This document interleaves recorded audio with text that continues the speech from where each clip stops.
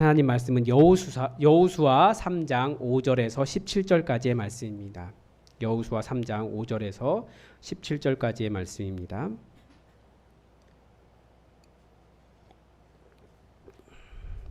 우리 하나님의 말씀을 다 함께 읽겠습니다. 여호수아 3장 5절에서 17절입니다. 여호수아가 또 백성에게 이르되 너희는 자신을 성결하게 하라. 여호와께서 내일 너희 가운데에 기이한 일들을 행하시리라. 여호수아가 또 제사장들에게 말하여 이르되 언약궤를 메고 백성의 앞서 건너라 하매 곧 언약궤를 메고 백성의 앞서 나아가니라.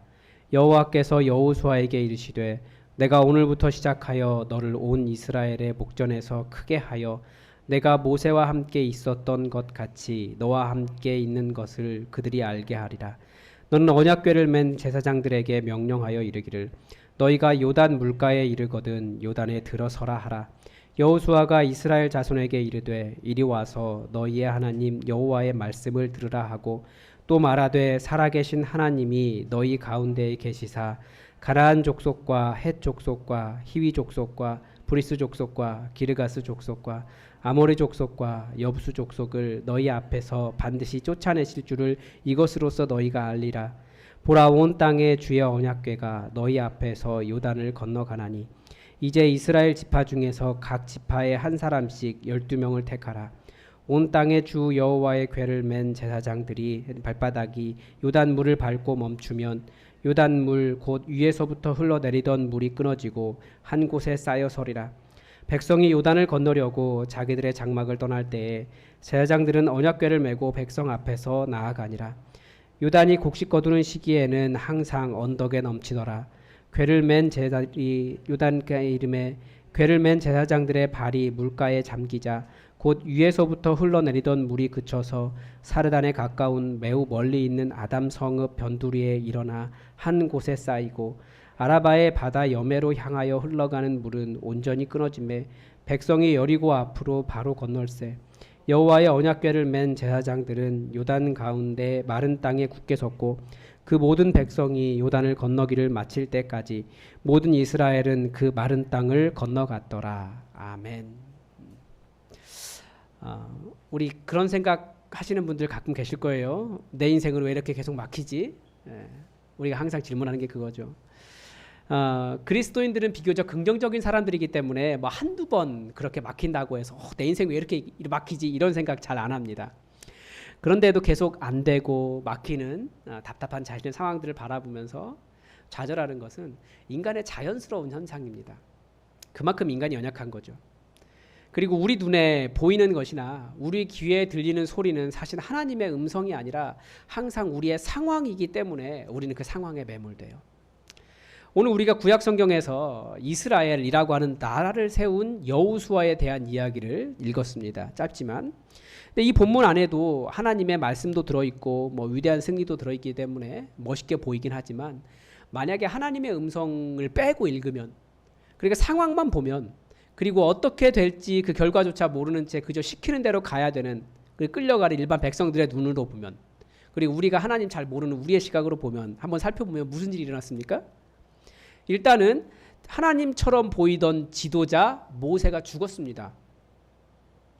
그것도 요단강만 건너면 약속의 땅인 가나안 땅을 눈앞에 두고 죽었습니다.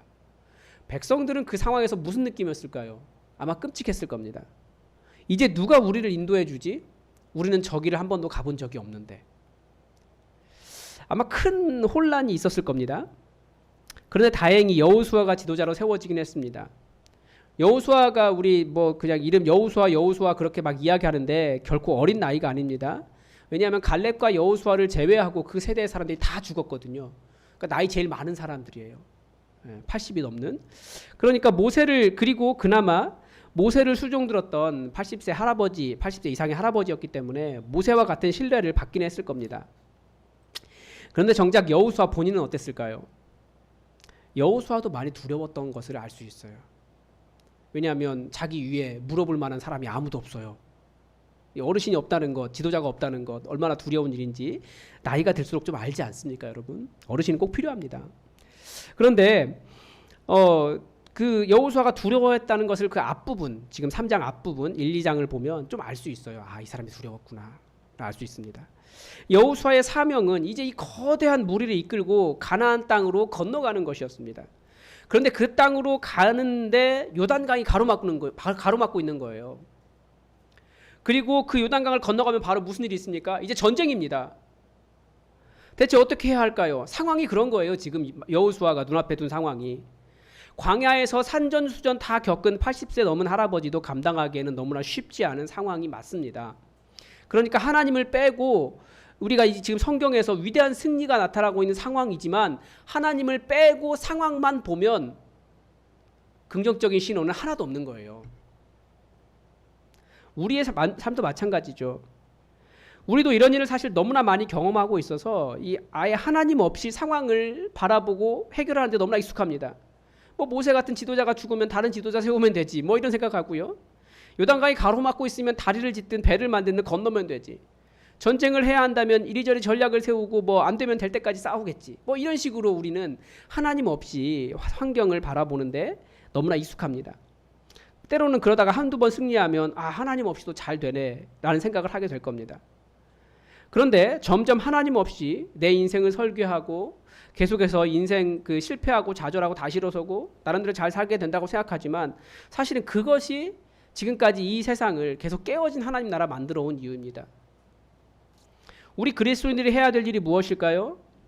우리는 이런 모든 상황 속에서 상황 자체에 매몰되는 것이 아니라 하나님의 뜻을 알고 하나님의 주권과 권능을 회복하고 하나님의 일을 성취하는 것, 말 그대로 우리 사명이 뭐라고요? 세계 열방에 우뚝 서서 하나님을 보여주는 등불로 서서 이제 하나님을 만나고자 하는 자들이 그 빛을 바라보고 하나님께 나아올 수 있는 열방의 등불이 되는 것이 우리 그리스도인의 사명입니다. 초대교회를 다 그렇게 이해했어요. 우리는 등불이다. 열방의 등불이다. 우리는 어떻게 그렇게 될 수 있을까요? 계속 말씀드리는 것이 먼저 우리는 환경에 집중하는 것이 아니라 환경만을 바라보는 것이 아니라 하나님을 바라보는 것입니다. 그래서 지난주에 설교한 것이 이 내용이었어요. 환경을 보면서 하나님의 뜻을 찾지 말고 하나님의 말씀으로 오히려 환경을 해석하라라고 말씀을 드렸습니다. 막힌 환경을 보면서 하나님을 판단하면 하나님은 막으시는 분이에요. 그러나 말씀으로 환경을 해석하기 시작하면 하나님은 그 환경을 통해서 하나님의 권능을 드러내시는 분이 됩니다. 우리가 시각을 바꿔야 돼요. 상황에 매몰되면 안 됩니다. 오늘 본문을 보면 여호수아는 환경이 아니라 정말 하나님의 말씀에만 집중했습니다. 앞에서 환경이 어땠는지 말씀드렸잖아요. 모세는 죽었고 백성들은 인도해야 되고 백성들은 갈등하고 있고 방황하고 있고 앞에는 요단강이 놓여 있고 요단강 건너가면 전쟁이 시작되고 환경을 바라보면 누구도 경험하고 싶지는 않은 환경이에요. 그러나 여호수아는 누구를 바라봤습니까? 순수하게 여호와 하나님의 말씀만을 의지하면서 한 걸음 한 걸음 나아갔다라는 거예요. 어떻게 했습니까? 시팀에서 떠나라고 하니까 시팀에서 떠나서 요단에 이르렀습니다. 모든 백성에게 레위 제사장이 언약궤를 매는 것을 보면 일어나서 따라가라. 그 뒤를 따라가라고 명령했습니다. 너무 가까이가 아니고 한 1km쯤 떨어져 따라오라고 명령합니다. 그런데 이 명령도 다 1장에서 이미 하신 거예요. 말씀대로만 하는 겁니다. 요단강이나 앞으로 닥쳐올 일에 대한 예상이 아니라 이미 들은 말씀, 하나님의 말씀만 붙잡고 나아간 겁니다. 요단을 바라보면서 어떻게 건너지 막막하고 답답할 수 있지만 하나님의 말씀을 따라갔기 때문에 여호수아는 흔들림도 주저함도 없이 갈 수 있었던 겁니다. 우리가 환경을 바라보면 사실 건널 수 없어요. 요단강은. 그러나 하나님 말씀 따라가면 하나님의 기적을 보는 겁니다. 우리가 하나님 말씀 따라가지 못하는 이유가 환경에 매몰되기 때문이다라는 말씀을 드렸습니다. 그런 상황으로 인도하신 하나님을 우리가 의심하는 거예요. 환경으로 해석하니까. 그리고 내 판단이 옳다고 생각하니까 그렇게 되는 겁니다. 더더군다나 하나님을 믿지 못하고 신뢰하지 못하는 이유는 뭐냐면 하나님은 멀리가 아니라 바로 한 발 앞까지 그 거대한 그 엄청나게 많은 사람들 앞에 몇 미터 앞에 인도하셨습니까? 1km 앞에서 인도하신 거예요. 그리고 어디로 가겠다 어떻게 가겠다고도 보여주신 것이 아니고 따라오기만 해라. 그런데 거기에 더 뭐라고 되어 있냐면 그것에 가까이 하지 말라. 그리하면 너희가 행할 길을 알리라. 이전에 이 길을 지나보지 못하였음이니라. 그러니까 너희가 이 길을 모르기 때문에 인도하는 대로 가야 되는데 역시 제사장이라도 아는 것이 아닙니다. 제사장들조차도 여호와의 언약궤를 맨 제사장조차도 어디로 갈지 몰라서 때로는 이리 갔다가 저리 갔다가 잠시 멈췄다가 그렇게 백성들이 인도하게 될 거라는 겁니다. 그러니까 좀 떨어져서 인도하시는 거 보면서 천천히 따라와라, 이 뜻입니다. 하나님의 인도함을 받는, 하나님을 따라 사는 삶은 사실 우리의 본성을 거스르는 거예요. 우리의 본성은 하나님 없이 살려고 계속 그러거든요. 나아가 하나님을 대적하려고 하고 내가 하나님보다 옳다라고 말하려고 하는 것이 우리의 본성입니다. 그러니까 하나님은 철저하게 자기 자신을 내려놓고, 우리 자신을 내려놓고 하나님의 인도하심 따라 살면서 말씀에 우리를 복종시킬 때 하나님 나라를 이룰 수 있다라고 인도해 주시는 겁니다. 이 이스라엘 백성들이 하나님의 말씀에 순종했을 때 어떤 일이 일어났습니까? 이 시기가 곡식 거두는 시기이고 항상 언덕에 물이 넘쳤다라고 기록되어 있습니다. 이 곡식 거두는 시기가 어떤 시기냐면 봄 추수기입니다. 그러니까 보리 거둘 시기, 봄 추수기입니다. 왜 그러냐면 그 이스라엘의 그 요단강 물줄기는 북쪽에 있는 그 헤르몬산이라고 하죠. 헤르몬산에 그 눈이 녹아서 이렇게 흐릅니다. 그러니까 봄이 되니까 그 눈이 녹아서 아주 그 물이 가득 찬 겁니다. 그러니까 다른 말로 하면 이때는 그냥 인간의 힘으로 건너는 것은 불가능하다라는 이야기를 하는 겁니다. 그러니까 이런 상황 또한 하나님의 도우심 아니면 해결 불가능한 겁니다. 그런데 잘 보십시오. 이 언약궤를 맨 제사장들의 발이 물에 잠기자 위에서부터 이렇게 이쪽에서 흐르면 위에서부터 흐르던 물은 그쳤습니다. 그리고 먼 곳에 가서 쌓이기 시작했습니다. 물이 계속 위에서는 물이 내려올 거니까 물이 쌓일 거 아닙니까? 먼 곳에. 그리고 이쪽으로 흐르던 물은 사해 쪽으로 흐르던 물은 흘러가 버렸습니다. 그래서 여기에 물기둥이 쫙 쌓이고 저 멀리에, 그리고 여기는 비어 있는 겁니다. 언약궤를 맨 제사장들이 요단 가운데 마른 땅에 굳게 서고 모든 백성이 그 마른 요단강을 건넜습니다. 하나님을 빼고 보면 그 강을 건너는 것은 인간의 눈으로는 불가능한 일입니다. 그러나 말씀에 순종할 때 하나님의 역사를 경험하게 됩니다. 그런데 말씀의 순종이라는 것이 무엇인지 우리는 여기서 발견할 수 있습니다. 하나님의 역사가 시작된 지점이 어디냐는 거예요. 요단강으로 들어가라 라는 여호수아의 명령에 제사장들이 굉장히 당황하지 않았겠습니까? 하나님께서 요단강을 건너게 해주시겠다라고 약속하셨는데, 그러면 여러분 우리는 어떤 기대를 합니까? 제사장들이 요단강에 앞에 오기 전에 이미 다 갈라져 있어야 된다고 생각할 것 같아요. 그러면 여기 열렸네 하고 가는 거죠. 그런데 성경은 뭐라고 이야기하냐면 말씀에 순종하기 전까지 아무 일도 일어나지 않아요. 언제 요단강이 흐르는 것이 멈췄습니까? 제사장들의 발이 물가에 잠긴 후에야 물이 끊어졌습니다. 다시 말하면 하나님의 역사는 언제 경험할 수 있습니까? 하나님의 말씀이 들린다고 경험되는 게 아닙니다.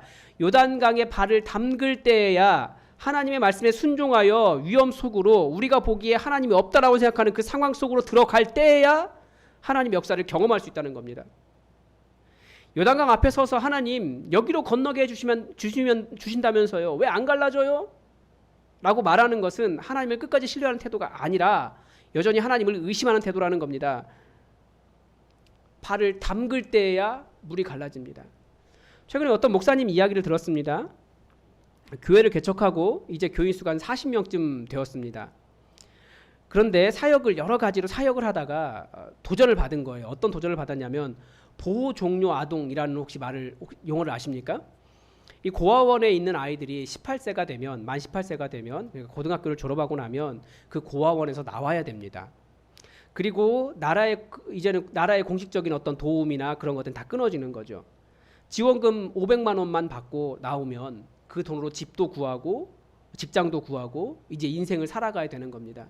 근데 한번 생각해 보십시오. 이제 대학생 되는 겁니다. 그 아이들이 집을 구하는 방법도 알지 못하고, 그리고 어떻게 살아야 할지도 잘 모르는 아이들입니다. 고아기 때문에 도와줄 부모조차 없어요. 대부분 어떻게 되는지 우리가 이미 아시는 분 다 잘 아실 겁니다. 먼저 그런 사정을 잘 아는 사람들이 뭐 LH 주택이 있으니까 구입 도와주겠다고 접근해서 그 돈을 사기치거나, 아니면 먼저 나와 있던 선배들이 함께 살자고 해서 그 돈을 편취하거나, 각종 명목으로 여성은 사창가로 남자들은 험한 일로 내몰리는 것이 거의 대부분의 현실입니다. 이 이야기를 듣고 그 목사님이 비록 우리 교회는 작은 교회지만 한 사람이라도 살려보자라는 마음으로 이 일을 시작했다고 합니다. 그들을 위한 거주지를 마련하기로 결심을 하고 교회가 함께 노력을 했습니다. 계획하는 단계에서는 이 일이 될까라는 생각을 하셨다는 거예요. 그런데 막상 일에 뛰어드니까 일이 진행되고 되더라는 거죠. 성도들이 자신이 사용하던 세탁기나 냉장고, 각종 도구들을 기증하기 시작했고, 처음에는 한 명만이라고 생각했는데 처음 시작할 때 2명부터 시작한 거예요. 되는 거예요. 물론 여러 가지 많은 도움이 필요하겠죠. 그리고 안전하게 좋은 교회 어른들을 멘토로 두고 사회에 적응할 수 있도록 그런 일이 시작되었다고 합니다. 하나님의 일은 너무나 다양하기 때문에 각자가 받는 도전은 다 틀릴 수 있어요. 그런데 그런 일은 언제 열리기 시작할까요? 열려 있기 때문에 일을 시작하는 것이 아니라 말씀대로 순종하여 발을 담글 때에야 하나님께서 열어주시고 열리기 시작한다는 겁니다. 그래서 하나님의 말씀이 들렸고 요단강이 열리기만 기다리고 있는 것은 사실 아무것도 하지 않는 것 같습니다. 발을 담글 때에야 열리는 겁니다. 다시 한번 여러분, 우리 교회가 탄생하게 되었던 상황을 한번 생각해 보십시오. 교회에 대한 필요는 우리가 다 알았어요. 그리고 교회를 세우기 위해서 실제로 움직이고 알아보니까, 움직이니까, 발을 담그기 시작하니까 하나님께서 모든 것을 열어주셨습니다. 이건 교회를 세우신 모든 분들의 간증 아닙니까? 그래서 3년 만에 우리는 여기에 이르게 되었습니다. 비록 코로나라고 하는 예상하지 못하는 상황들을 만났지만 이 교회가 시작되었고 발을 담그기 시작하니까 하나님께서 일반적으로 개척 3년 만에 일어날 수 없는 놀라운 일을 이 교회에 이루어 주셨습니다. 성장의 측면에서만 본다면, 여기서 이게 맞는 말인지 모르겠는데 제가 누군가한테 얘기해 보니까 그래요. 서초 사랑의 교회보다 빠르다고. 여기까지는요. 우리가 한 일은 별로 없습니다. 하나님께서 열어주셨습니다. 이건 우리 간증이에요. 말씀에 순종하여 넘실거리는 요단강과 같은 상황 속으로 발을 잠글 때야 하나님의 일은 열립니다. 미리 걱정하기보다 발을 담가 보십시오. 부르심 앞에서 발을 담가 보시고 순종해 보십시오. 말씀 마치겠습니다. 여러분, 상황이 우리에게 우호적인 일은 별로 없습니다. 하나님 빼고 본다면 상황은 항상 우리에게 위기처럼 다가옵니다. 코로나요, 잘 생각해 보니까 코로나와 같은 일을 우리는 역사 속에서 계속 경험해 왔더라고요. 사탄은 상황을 통해서 계속 우리에게 겁을 줍니다. 불안하게 하고 무섭게 하고 무력하게 하고 해보지도 않고 좌절하게 하고 안 된다라고 말하게 합니다. 그러나 말씀이 있다면, 하나님의 뜻이 있다면, 우리는 하나님께 주시는 도전이 있다면 움직여야 되는 거죠. 그래서 실제로 요단강에 발을 디딜 때 요단강 앞에까지도 왔는데도 안 갈라져요. 그러나 발을 디딜 때, 발을 잠그기 시작할 때, 그러면 하나님의 역사가, 기적이 열리는 것을 우리는 경험하게 될 겁니다. 말씀의 원리입니다. 여러분, 하나님의 도전이 있으십니까? 상황이 여러분을 두렵게 하십니까? 말씀을 따르는 것이라면 여러분 발을 담그시기 바랍니다. 도전하시기 바랍니다. 하나님의 하나님 되심, 정말 요단강이 갈라지는 역사를 경험하게 될 겁니다. 말씀이 증거하는 겁니다. 이 말씀의 원리를 가지고 여러분 믿음의 도전을 감당하시기 바랍니다. 그러면 하나님께서 함께 하시는 정말 요단강이 갈라지는 기적의 역사의 현장에, 그 마른 땅에 굳게 서서 내가 여기 지나갔다라고 간증하는 그 일을 여러분이 감당할 수 있을 겁니다. 기도하겠습니다. 하나님 아버지, 우리가 이 교회를 바라보면서, 그리고 또 우리 상황들을 바라보면서 이 믿음의 원리를 다시 한번 생각합니다. 말씀의 도전이 있을 때 주저하고 머뭇거릴 수 있지만 막상 발을 담그면 하나님의 놀라운 기적을 볼 수 있다는 이 단순한 진리를 기억하여 말씀의 도전을 감당하게 하시고 발을 담그며 하나님의 일을 이룩하는 믿음의 사람들 되게 하여 주시옵소서. 하나님, 이 믿음의 원리가 우리 가운데 잘 적용될 수 있도록 또 우리와 함께 하여 주시고 우리가 주의 이름 부를 때마다 구원의 역사가 일어나게 하여 주시옵소서.